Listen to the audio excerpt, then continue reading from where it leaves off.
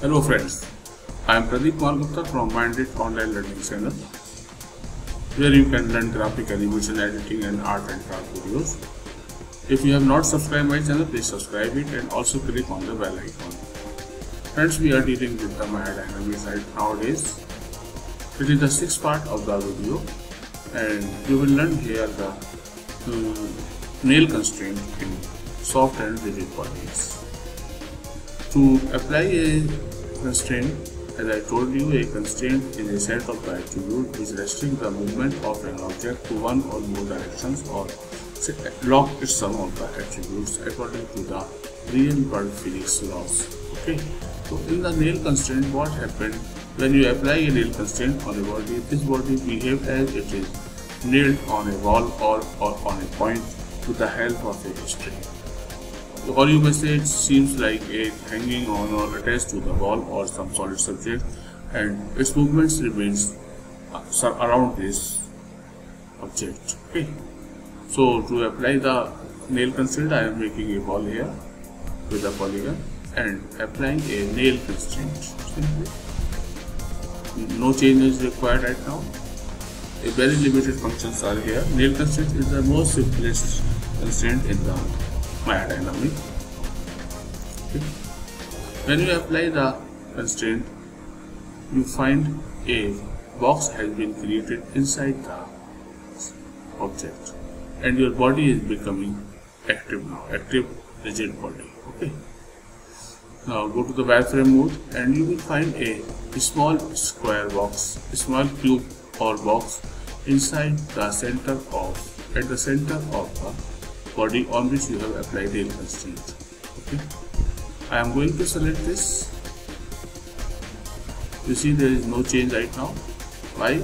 Because there is no force applied on the object. Dynamic is functional only when you have applied some force. Now I have moved the position of the nail constraint, which is represented by this small green color cube. But even then you can't see any change because still I have not applied any field or force on the body. As per the Newton's law, you know a position of the body cannot be changed until or unless a force is applied on it. So I am applying gravity on it. And now you will see, due to gravity, it will be pulled by gravity downward and its begin movements. But its free movement is restricted due to the nail constraint, which position you are seeing on the top of the wall. Okay.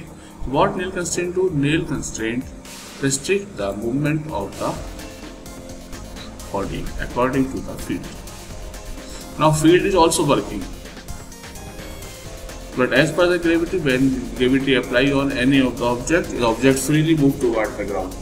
It is also trying to move freely up toward the ground, but the nail constraint is restricting its movement to the ground, and a balance is created between the gravity and the nail constraint position. Okay. Now what can you do with this nail constraint? You can do a lot of the work.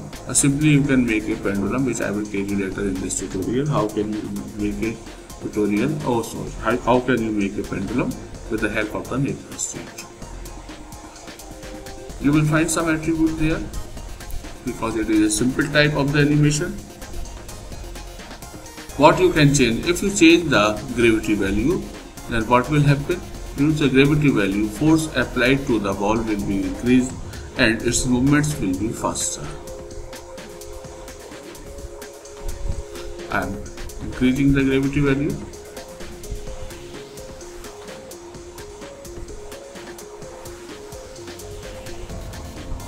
You can change the direction of the gravity.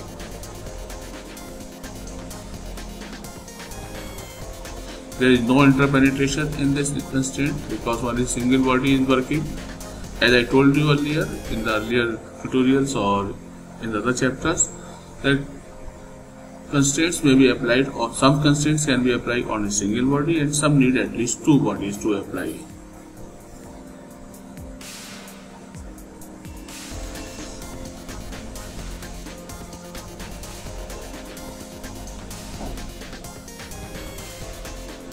Change the direction and now you can see ball moves somewhere else. Okay, because the direction of the gravity is changed.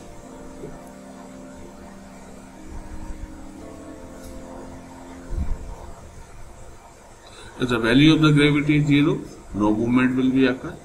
Here the movement is occurring because the direction of the gravity has been changed. It is on both two directions. So it is moving a little bit in oblique position. Now I am making a pendulum. I will make a ball and also make a string with the help of the cylinder. And top view, place the cylinder at the right position. Okay. In side view, change its position and increase its height also.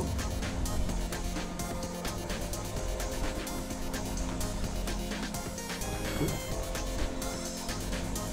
Now what I will do, I will combine both of the objects and combine both the objects to make it one, because Néel constraint can be applied only one volume. Thereafter I will change its pivot point in modify, and by pressing the insert I am placing the pivot point at the end of the cylinder. Okay. Thereafter I will apply a Néel constraint on this whole pendulum structure. It is the pendulum and I am going to apply a Néel constraint over it. Okay.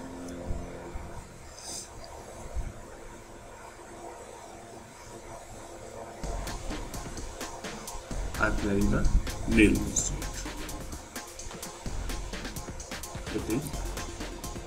As earlier, a box is created in the center and I will change its position. Its position may be changed by changing the initial position in the Néel constraints dialog box, or you can change it manually thereafter, which I am doing.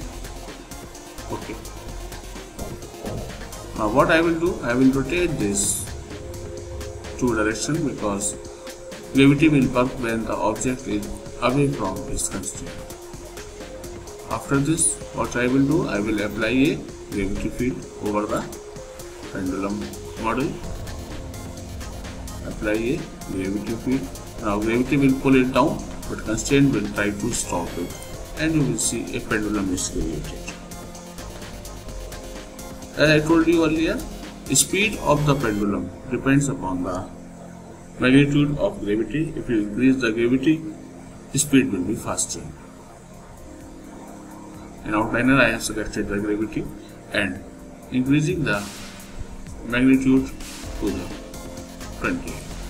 What you will see, the speed has been increased. Okay. So by applying key on the magnitude of the gravity, you can alter the gravity, alter the speed of the pendulum.